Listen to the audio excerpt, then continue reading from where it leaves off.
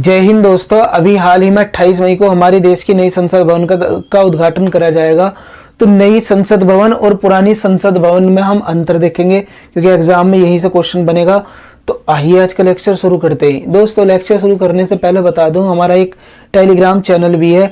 अगर तुम इसकी पीडीएफ चाहते हो तो उसे फ्री ऑफ कॉस्ट ज्वाइन कर सकते हो, कोई पैसा नहीं है, बस उसे ज्वाइन कर लेना, कोई दिक्कत नहीं है। और उस पर क्वेश्चन भी प्रोवाइड कराते हैं, उन्हें तुम अटेंड करके अपनी तैयारी को बूस्टअप कर सकते हो। तो दोस्तों, सबसे पहले ये जान लो कि हमारी जो संसद भवन का नई संसद भवन है उसका उद्घाटन कौन सी तारीख को हो रहा है? 28 मई को। कौन कर रहे हैं? हमारे देश के प्रधानमंत्री साहब, है ना। इस वजह से विपक्ष को मिर्ची लगी पड़ी। विपक्ष मतलब जो विपक्ष की पार्टी है। दरअसल जब हमने ये प्रोग्राम रखा कि 28 मई को हम नई संसद भवन का उद्घाटन करने वाले हैं, है ना, तो हमने सारी जो प्रमुख पार्टी हैं उन्हें क्या भेजा? न्योता भेजा। जितनी भी पार्टी हैं, चाहे क्षेत्रीय दल हो, चाहे मतलब केंद्रीय पार्टी हो, उन सबको न्योता भेजा। तो उनमें से लगभग 19 पार्टियों ने ये बोला कि हम इसमें हिस्सा नहीं लेने के, यानी कि बाइकआउट कर दिया कि तुम नई संसद भवन का उद्घाटन कर रहे हैं तो हम इसमें हिस्सा नहीं लेने वाले, चाहे तुम कुछ भी कर लो। किसके द्वारा बोला गया? 19 पार्टी के द्वारा। तो वे विरोध क्यों कर रहे हैं इस चीज का? और मतलब अलग अलग बात यहाँ पे चल रही है अभी हाल ही में। तो ये विरोध हो क्यों रहा है, ये जानना तुम्हारे लिए जरूरी है। तो देखो, दो वजह है इसकी। एक तो तुम्हारे दिमाग में ये तो आ रहा होगा, यार हमारे अभी हाल ही में 15 अगस्त आने वाला, कुछ टाइम बाद 2 अक्टूबर यानी कि हमारे देश के राष्ट्रपिता महात्मा गांधी जी की जयंती भी है। तो ये जो नई संसद भवन है इसका जो उद्घाटन है हम 15 अगस्त को कर सकते थे, अच्छा खासा स्वतंत्रता दिवस था, 2 अक्टूबर को कर सकते थे, या 26 जनवरी आ रहे थे तब कर सकते थे। ये अभी क्यों करा जा रहा है 28 मई को? तो दरअसल 28 मई को हमारे देश के एक स्वतंत्रता सेनानी वीडी सावरकर की जयंती है ना। तो इस वजह से उन्हें क्या है, उनकी जयंती को यादगार बनाने के लिए, इस तिथि को यादगार बनाने के लिए हम 28 मई को क्या कर रहे हैं? हम नई पार्लियामेंट का उद्घाटन कर रहे हैं। तो अच्छा है, स्वतंत्रता सेनानी। विरोधियों को मिर्ची क्यों लगी पड़ी?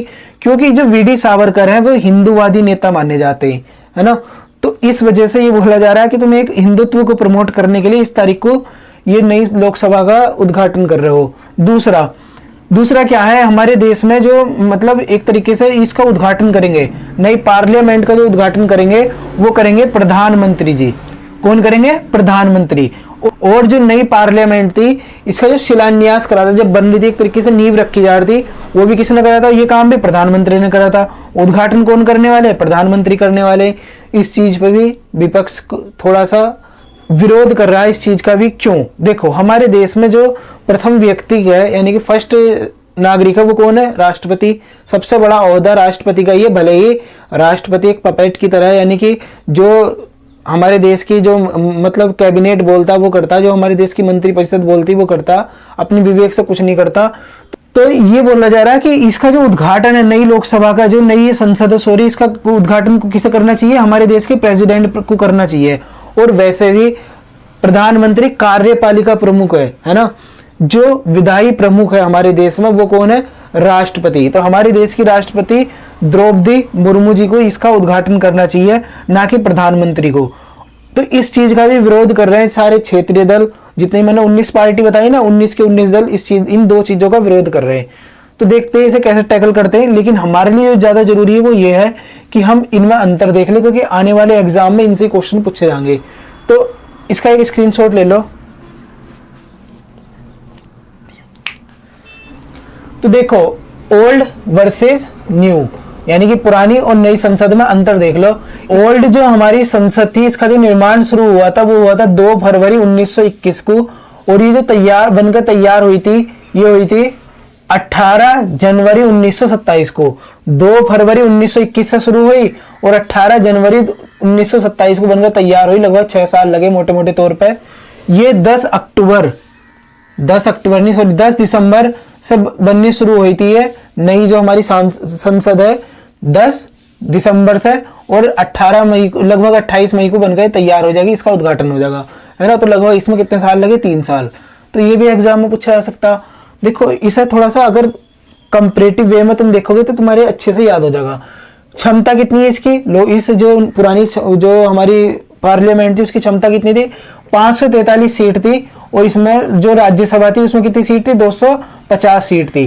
543 लोकसभा की और 250 राज्यसभा की। इसमें जो सीट है, अभी तुम्हें पता 2026 में परिसीमन आयोग का गठन करा जाएगा और 2021 की जनगणना के हिसाब से हमारी जो संसद है, लोकसभा और राज्यसभा के सदन और जो विधानमंडल है उसके अंदर जो सदस्य उनकी संख्या बढ़ाई जाएगी। तो हमें कुछ मतलब सीट तो बढ़ानी थी लोकसभा राज्यसभा के अंदर, तो इस वजह से जो हमारी नई जो संसद बनी उसके अंदर लोकसभा की सीट कितनी है 888 और जो राज्यसभा की सीट है कितनी 384। जो देख लो अंतर देख लो, 543 कितनी सीट है लोकसभा में, राज्यसभा में 250, इसमें राज्यसभा में 384 और 888 कितनी है लोकसभा में। अंतर से कंपैरेटिव वे में याद रखो। लोकसभा हॉल 1272। जब किसी मुद्दे पर साधारण विधेयक पर गतिरोध पैदा होता तो एक बैठक करी जाती, संयुक्त बैठक। किस आर्टिकल में आती है ये पता तुम्हें? चलो मैं यहाँ पर लिख रहा हूँ 10, यहाँ पर तुम लिख दो 1 2 3 4 5 6 7 8 9 कुछ भी तुम लिख दो जो इससे संयुक्त बैठक से रिलेटेड है। संयुक्त बैठक है ना, तो संयुक्त बैठक से कौन सा आर्टिकल रिलेटेड है वो तुम्हें यहाँ पर लिखना। पहले जो संयुक्त बैठक होती थी, यानी कि अब तक जो संयुक्त बैठक होती आई है वो एक सेंट्रल हॉल था, उसके अंदर ये संयुक्त बैठक कराई जाती थी। उसके अंदर सीट बहुत कम थी, अलग से कुर्सी बिछानी पड़ती थी, तब जाकर हमारी संयुक्त बैठक होती थी, यानी कि ज्वाइंट सेशन होता था। लेकिन अब जो इस चीज का ध्यान रखा गया, लोकसभा हॉल के अंदर ही लगभग 1272 अलग से सीट बना दी कि अगर तुम्हें संयुक्त बैठक करनी तो इस लोकसभा हॉल के अंदर कर लो, 1272 अलग से सीट दी हुई, तो कोई दिक्कत नहीं है। देखो एक बात मैं तुम्हें बताऊं, हमारी तुम यहाँ पे संसद देखो, ये लगभग अंग्रेजों के जमाने की है ना, बहुत पुरानी संसद हो गई है। और ये संसद है, ये क्या है हमारी नई संसद है ना, ये हमारे जो नया भारत है उसे रिप्रेजेंट करती, क्योंकि भारत तुम्हें पता धीरे धीरे विश्व गुरु बनने की ओर अग्रसर है, पूरी दुनिया भारत का लोहा मान रही, तो हमें क्यों ना अपने अंदर की जो चीजें को सुधार लेनी चाहिए। तो जो नई संसद है उसे हमने पूरा आधुनिक तरीके से बनाया है ना, तो ये याद रखियो। इसमें जो खर्च आया था उस समय पे 1921 से 1927 की बात कर रहा हूँ, बहुत पुरानी, 83 लाख रुपए आया था मात्र। इसमें आया लगभग 1200 करोड़ रुपए का खर्चा है ना, तो समय के हिसाब से दोनों बराबर ही है लगभग। उद्घाटनकर्ता कौन थे इसके? Lord Irwin. उस समय पर हमारे देश के जो वायसराय थे तत्कालीन, वो कौन थे? Lord Irwin. जो अब इसके उद्घाटनकर्ता, मैंने तो बताया उद्घाटनकर्ता के ऊपर तो यहाँ पर बवाल मचा पड़ा, वो हमारे देश के प्रधानमंत्री साहब है ना। तो लॉर्ड इरविन और प्रधानमंत्री कौन है? नरेंद्र मोदी, ये तो पता ही होगा। इसका जो आकार था वो कैसा है? गोल। तुमने हमारी जो संसद देखी थी वो पूरी गोल थी है ना, उसके अंदर ही लोकसभा राज्यसभा थी। लेकिन जो हमारी नई संसद है उसका आकार कैसा है? त्रिकोणीय, यानी कि ट्रायंगुलर। तो एग्जाम में क्वेश्चन क्या पूछा जा सकता कि जो हमारी पुरानी जो नई संसद बनी उसका आकार कैसा है? त्रिकोणीय। ये पूछ लगा कि लोकसभा में सीट कितनी है, लोकसभा की कितनी सीट बनाई गई नई संसद में? लगभग 888, राज्यसभा की 384, लोकसभा हॉल बनाया गया उसमें कितनी सीट है? 1272। तो ये एग्जाम में डायरेक्टली क्वेश्चन पूछे जाएंगे जो आने वाले, तुम देखना, तो इसे अच्छे से रिवाइज कर लियो। इसके जो डिजाइन करता है यानी कि वास्तुकार थे इसके, वो कौन थे? वो थे एडविन लुटियन और इसके हर्बर्ट बेकर। इसके डिजाइनकार कौन थे? एडविन लुटियन और इसके हर्बर्ट बेकर। लेकिन जो नई पार्लियामेंट है इसके जो डिजाइन करता है वे कौन है? एससीपी डिजाइन, जिसके कर्ता धर्ता कौन है? विमल पटेल।